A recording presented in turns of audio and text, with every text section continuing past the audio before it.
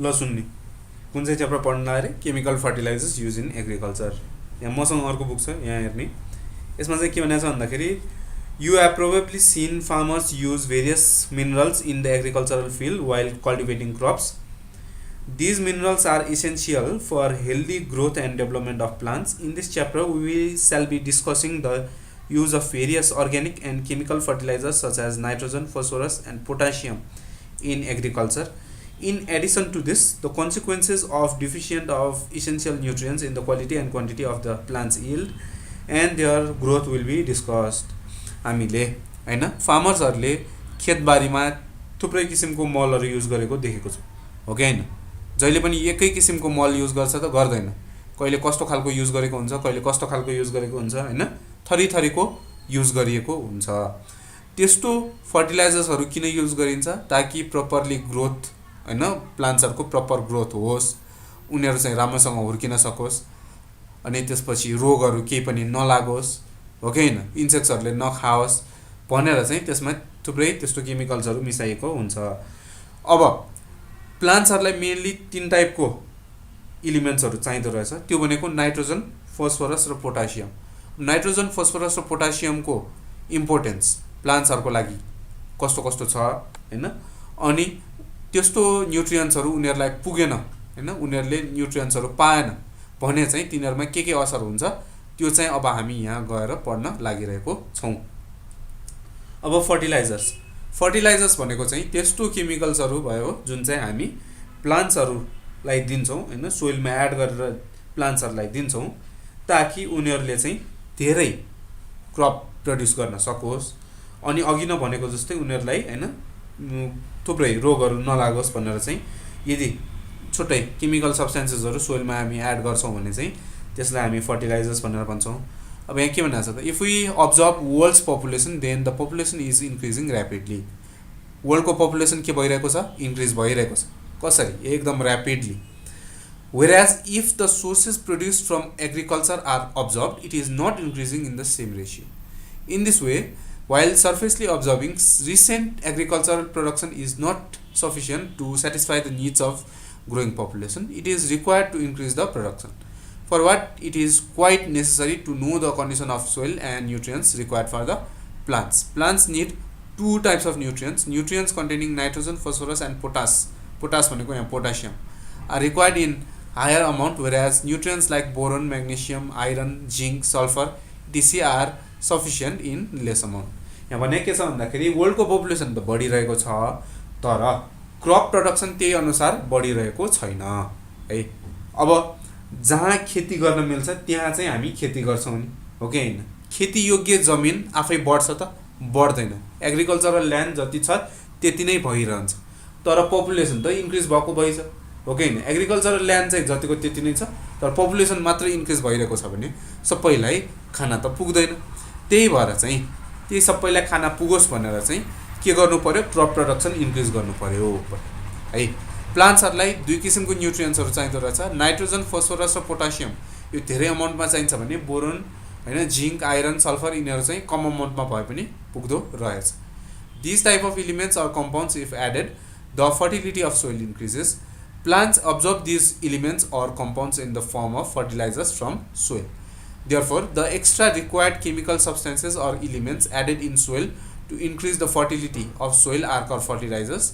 When the same crops are cultivated for a long period of time in the same farm, minerals required by the plants get reduced in soil and fertility get deteriorated. By fulfilling this deficiency to maintain the fertility of soil, minerals are added which are called fertilizers है। अब प्लान्ट्सहरूले आफूलाई चाहिने मिनरल्सहरू कहाँबाट लिन्छ भन्दाखेरि सोइलबाट लिन्छ, हो कि हैन? सोइलबाट चाहिँ रुटबाट चाहिँ उनीहरूले एब्जर्ब गरेर लिने हो। त्यही कारणले चाहिँ यदि धेरै समयसम्म, हैन, त्यही एकै थरीको मात्र क्रप्सहरू रोपिराख्ने हो, हैन, एकै ठाउँमा मात्र क्रप्सहरू रोपिराख्ने हो भने चाहिँ बिस्तारै के हुन्छ? सबै प्लान्ट्सहरूले युज गर्दै गर्दै गर्दै गर्दै सोइलमा भएको मिनरल्सहरू सिद्धाइदिन्छ है। धेरै समयसम्म एकै ठाउँमा त्यो एग्रिकल्चर गरिराख्ने हो भने, हैन, प्लान्ट्सहरू रोपिराख्ने हो भने चाहिँ त्यहाँ भएको मिनरल्सहरू, सोइलमा भएको मिनरल्सहरू बिस्तारै सिद्धिँदै जान्छ। त्यही कारणले चाहिँ के गर्नु पर्यो, फर्टिलिटी इन्क्रिज गर्नको लागि चाहिँ हामीले फर्टिलाइजर्सहरू एड गर्छौँ हैन। त्यही हो यहाँ पढ्न लागेको कुरो। अब फर्टिलाइजर्सहरू दुई टाइपको हुँदो रहेछ, एउटा चाहिँ अर्ग्यानिक फर्टिलाइजर, अर्को इनअर्ग्यानिक फर्टिलाइजर है। अर्ग्यानिक फर्टिलाइजर भनेको कस्तो त? अर्ग्यानिक फर्टिलाइजर भनेको चाहिँ त्यस्तो फर्टिलाइजर हो जुन चाहिँ प्लान्ट्स र एनिमल्सबाट पाइने अर्ग्यानिक म्याटरबाट बनाइएको हुन्छ। बुझेन? प्लान्ट्स र एनिमल्सहरूको म्याटरबाट चाहिँ बनाइएको छ भने चाहिँ तिनीहरूलाई हामी अर्ग्यानिक फर्टिलाइजर्स भनेर भन्छौँ। यहाँ भनेको छ the fertilizers form by the decomposition of excreta excreted by animals, leaves of trees, plants, agricultural waste, dead bodies of animals, hay, stack, etc. are called organic fertilizer. यदि गाईको, भैँसीको हैन जनावरहरूको गोबरबाट अनि त्यसपछि मरेको प्लान्ट्सहरूको बडीजबाट अनि त्यसपछि एनिमल्सहरूको बडीबाट हैन अनि त्यसपछि जे पनि हुन सक्छ, पराल हैन, जे पनि कुहिएर यदि त्यसबाट चाहिँ फर्टिलाइजर्सहरू बनाइएको छ भने चाहिँ त्यस्तो फर्टिलाइजर्सहरूलाई हामी अर्ग्यानिक फर्टिलाइजर्स भनेर भन्छौँ। When oxygen level is less in air, excessive smell may come or methane gas may be produced due to the process of decomposition of living things.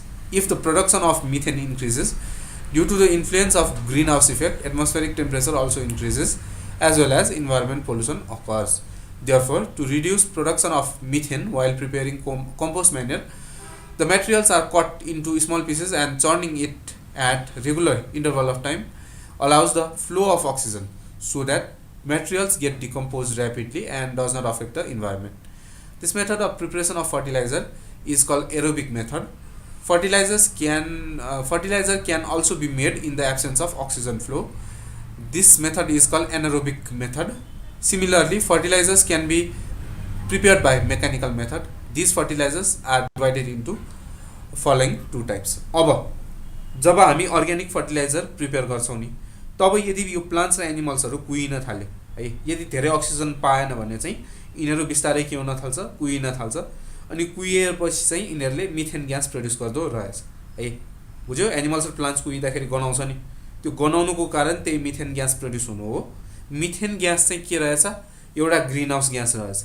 बुझ्यो? जसले गर्दाखेरि चाहिँ त्यसले ग्रीन हाउस इफेक्ट गराउन सक्छ है। हामीले ग्रीन हाउस इफेक्टको बारेमा त पढिसकेका छौँ हो कि हैन? यो ग्रीन हाउस ग्यास भएको कारणले यसले ग्रीन हाउस इफेक्ट गराउन सक्छ।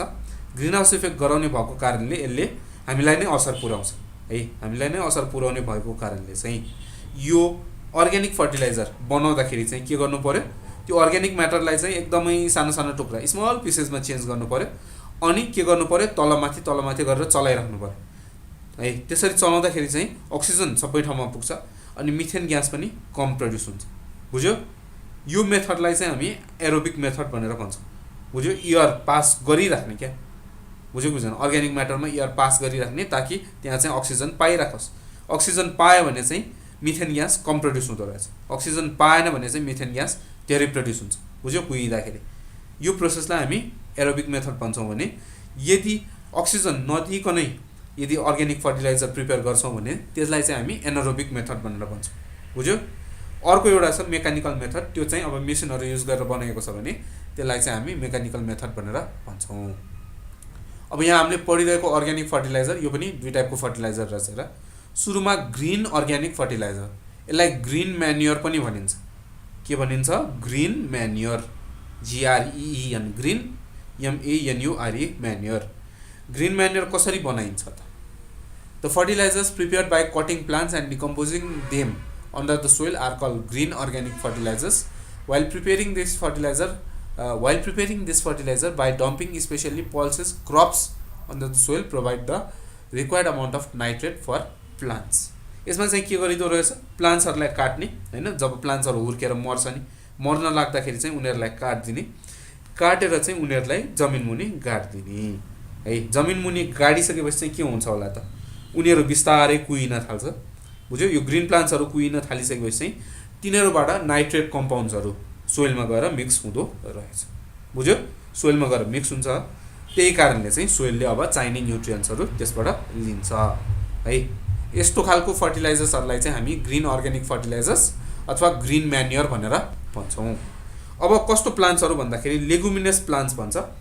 लेगुमिनस प्लान्ट्स भनेको सिमी हैन, चना बुझ्यो बोडी समथिङ समथिङ त्यस्तै खालको त्यस्तो प्लान्ट्सहरूलाई चाहिँ हामी लेगुमिनस प्लान्ट्स भनेर भन्छौँ त्यस्तो प्लान्ट्सहरूलाई चाहिँ यो ग्रिन म्यान्युर बनाउन युज गरिन्छ बुझ्यो ग्रिन म्यान्युर अब कस्तो हुन्छ एकदमै चिप हुन्छ किनकि यसमा केही खासै केही गर्नै पर्दैन मात्र प्लान्ट्सहरूलाई काट्ने हो काटेर टुक्रा टुक्रा पारेर जमिन मुनि हैन गाड्दिने हो बुझ्यो त्यही प्लान्ट्सहरू अब कुहिएपछि चाहिँ अनि फर्टिलाइजर बन्ने हो यसले गर्दाखेरि चाहिँ क्रप प्रोडक्टिभिटी बढ्छ बुझ्यो धेरै क्रप प्रोड्युस गर्न सक्छ सोइलले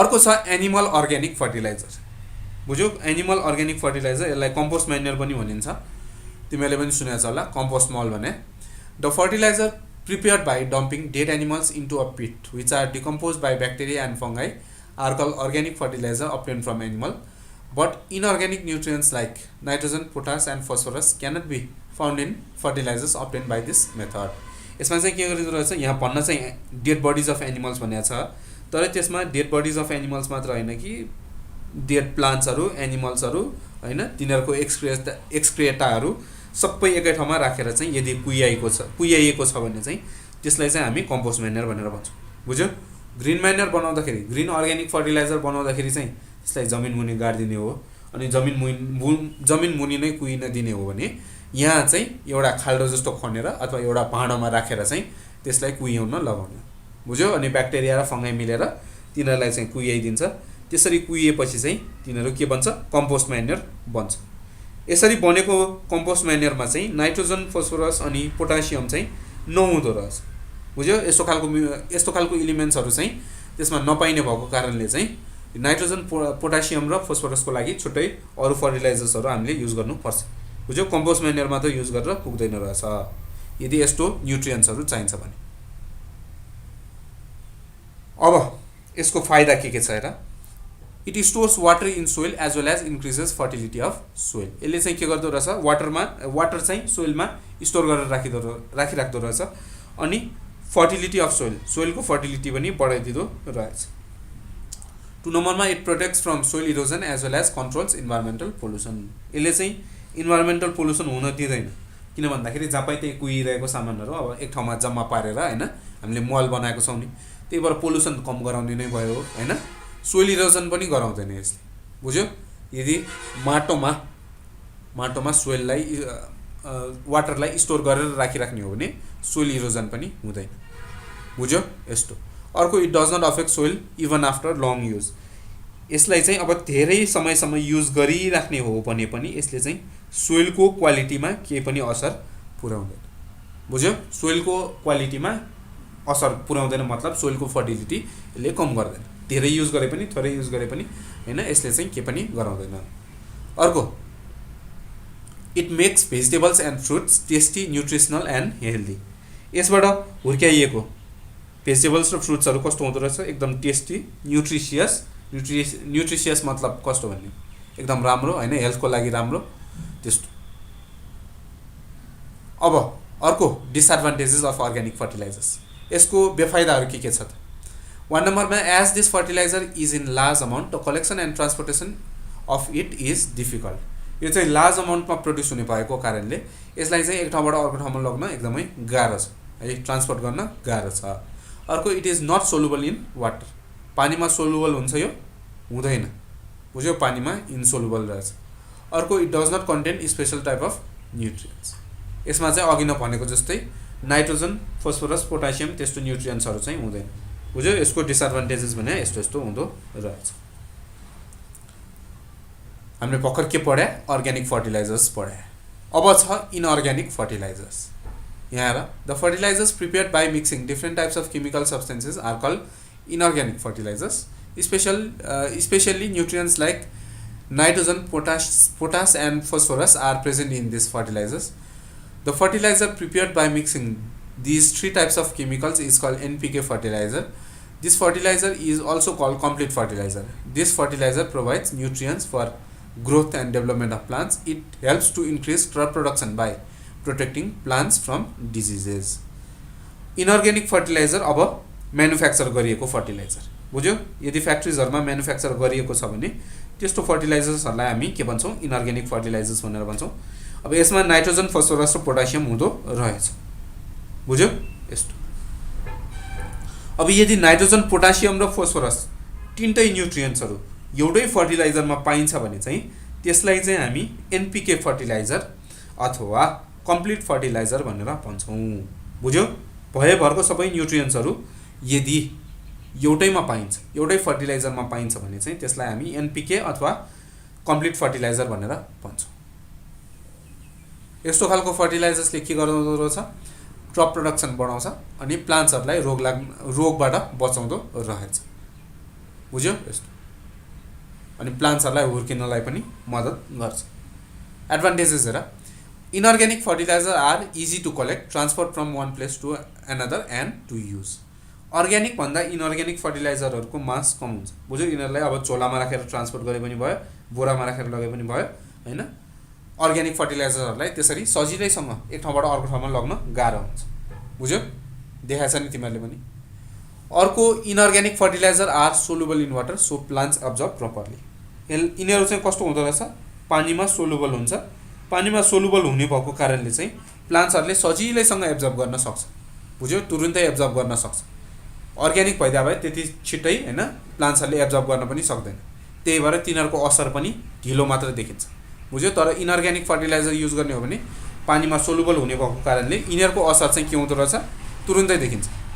बुझ्यो? 2-3 दिनमै मल राखेको 2-3 दिनमै प्लान्ट्सहरू हुर्किन सुरु हुन्छ राम्रोसँग। त्यस्तो। अर्को, special type of nutrients are present in inorganic fertilizer. यो कुरो अघि नै पनि भनिसकेका छौँ, स्पेसल टाइप अफ फर्टिलाइजर न्युट्रियन्ट्सहरू चाहिँ यसमा हुँदो रहेछ। अर्को, यसले सोइलको फर्टिलिटी पनि के गरिदिन्छ? बढाइदिन्छ।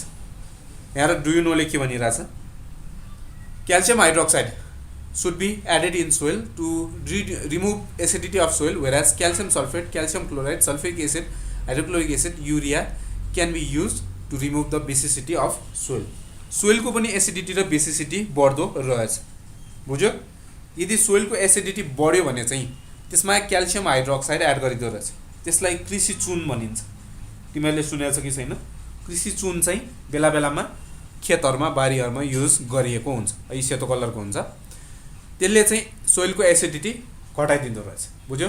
सोइलमा एसिडिटी बढ्यो भने चाहिँ कृषि चुन एड गरिन्छ भने, यदि बेसिसिटी, बुझ्यो, सोइल चाहिँ बेसिक भयो भने चाहिँ त्यसमा calcium sulphate, calcium chloride, sulphuric acid, hydrochloric acid, urea, हैन, तिनीहरु चाहिँ एड गरिदो रहेछ। त्यसले चाहिँ के गर्दो रहेछ? सोइलको पीएच भ्यालु, हैन, ब्यालेन्स गरिदिदो रहेछ। बुझ्यो? पक्कर परेर यसको एडभान्टेजेस। अब डिसएडभान्टेजेसहरु। अर्ग्यानिक इनअर्ग्यानिक फर्टिलाइजरको डिसएडभान्टेजेस के छ? Inorganic fertiliser is non biodegradable, so it pollutes environment. यो चाहिँ नन बायोडिग्रेडेबल हुन्छ, मतलब टुक्रिएर सिम्पल कम्पाउन्ड्सहरु बनेर जाँदैन। बुझ्यो? सोइलमै बसिराख्ने भएको कारणले चाहिँ यदि पानीले, हैन, त्यो मललाई बगाएर लग्यो भने चाहिँ त्यसले पोल्युसन गराउन सक्छ। बुझ्यो? पानी खेतमा हामीले मल युज गर्यौं रे, हैन, अर्को दिन बेसरी पानी पर्यो रे, पानीले त्यो मललाई बगाएर लगेर, हैन, वाटर रिसोर्सेसहरुमा मिसाइदिन सक्छ। त्यसले गर्दाखेरि पोल्युसन हुने भयो। अर्को, it increases acidity or basicity of soil. यदि यसलाई युज गरिराख्ने हो भने सोइलको क्वालिटी चाहिँ के हुँदो रहेछ? घट्दै घट्दै जाँदो रहेछ। मतलब सोइल चाहिँ कि एसिडिक हुन्छ कि चाहिँ बेसिक हुन सुरु हुन्छ। बुझ्यो? धेरै समयसम्म युज गरिराख्ने हो भने सोइललाई चाहिँ डिग्रेड गरिदिन्छ, यसले सोइललाई बिगार्दिन्छ। केले? Inorganic fertilizer. कुरो बुझ्यो? कसले बुझ्दैन सोध्नु। धेरै समयसम्म, हैन, इनअर्ग्यानिक फर्टिलाइजर युज गरेको गर्ने हो भने चाहिँ के हुँदो रहेछ? त्यसले गर्दाखेरि चाहिँ सोइलको क्वालिटी कम हुन थाल्छ। अर्ग्यानिक युज गर्दा त्यस्तो हुन्थ्यो? हुँदैन थियो। इनअर्ग्यानिक युज गर्दा मात्र यस्तो हुँदो रहेछ।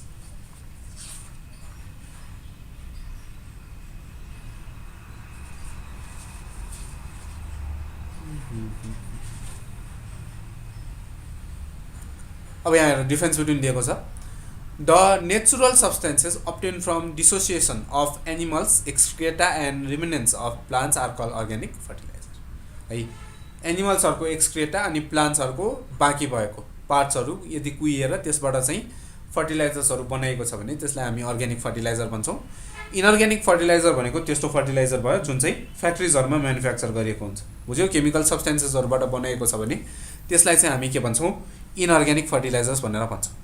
अर्ग्यानिक फर्टिलाइजर्सहरु न्युट्रिएन्ट स्पेसिफिक हुँदैन रहेछ। न्युट्रिएन्ट स्पेसिफिक मतलब ठ्याक्क नाइट्रोजन मात्र दिने अथवा फोस्फरस मात्र दिने, पोटासियम मात्र दिने, ठ्याक्क यति यति मात्र, यस्तो यस्तो मात्र न्युट्रियन्ट्सहरू दिने, त्यस्तो खालको हुँदैन अर्ग्यानिक फर्टिलाइजर। बुझ्यो? त्यसमा चाहिँ सबै किसिमको न्युट्रियन्ट्सहरू थोरै थोरै अमाउन्टमा हुँदो रहेछ अर्ग्यानिकमा। इनअर्ग्यानिक त्यस्तो हुँदैन। इनअर्ग्यानिकमा चाहिँ कुनै अब नाइट्रोजनस फर्टिलाइजर मात्र हुन्छ, कुनै चाहिँ फोस्फरस फर्टिलाइजर मात्र हुन्छ हैन, कुनै चाहिँ पोटासियम फर्टिलाइजर मात्र हुन्छ। ठ्याक्क न्युट्रियन्ट स्पेसिफिक चाहिँ इनअर्ग्यानिक हुँदो रहेछ। अर्ग्यानिकमा they protect the soil structure, यिनीहरूले चाहिँ सोइललाई के गर्दो रहेछ, बचाइराख्दो रहेछ। बुझ्यो? सोइललाई बिगार्दैन। तर इनअर्ग्यानिकले चाहिँ सोइललाई बिगारिदिन सक्छ। अर्को, अर्ग्यानिक फर्टिलाइजर्सहरू पानीमा के हुन्छ, कम सोलुबल हुन्छ, त्यही भएर प्लान्ट्सहरूले चाहिँ बिस्तारै मात्र एब्जर्ब गर्छ है। तर इनअर्ग्यानिकहरू चाहिँ के हुन्छ, पानीमा सोलुबल हुन्छ, धेरै नै सोलुबल हुने भएको कारणले प्लान्ट्सहरूले तुरुन्तै एब्जर्ब गर्न सक्ने भयो। अर्को छ they provide a lot of organic compounds to the soil. Organic फर्टिलाइजरले धेरै मात्रामा अर्ग्यानिक कम्पाउन्ड्सहरू चाहिँ सोइललाई दिँदो रहेछ। इनअर्ग्यानिकले त्यस्तो अर्ग्यानिक कम्पाउन्ड्सहरू दिन्छ, भयो पो दिन्छ, छँदै छैन कसरी दिन्छ। अर्को, they make the soil loose. Organic फर्टिलाइजरहरू युज गर्ने हो भने सोइल कस्तो हुन्छ, लुज हुन्छ, मतलब भित्र हावा छिर्छ, प्लान्ट्सहरू राम्रोसँग हुर्किन सक्छ। तर इनअर्ग्यानिकले त्यस्तो गराउँदैन। बुझ्यो कुरो? कसले बुझेन सोध्ने।